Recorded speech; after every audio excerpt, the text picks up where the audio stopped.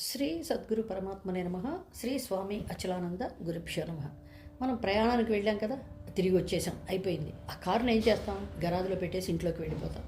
వెళ్ళిన తర్వాత ఆ కారు బ్రేకులు, గేర్లు, టైర్లు వీటి గురించి మాట్లాడుకుంటామా? అస్సలు ఆ ఊసు కూడా ఎత్తుకోం. అలాగే ఈ శరీరాన్ని కూడా మనకు ఎంతవరకు అవసరమో అంతవరకే వాడుకోవాలి.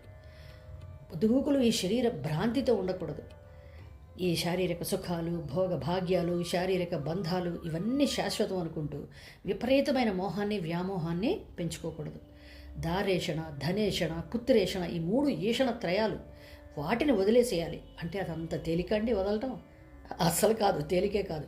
ఎప్పుడు తేలికవుతుంది అంటే నీ దృష్టి, నీ ధ్యాస అంత పరమాత్మ మీద ఉన్నప్పుడు ఇవన్నీ వెనక్కి వెళ్ళిపోతాయి. ప్రాపంచిక సుఖాలు, బంధాలు అన్నీ వెనక్కిపోతాయి.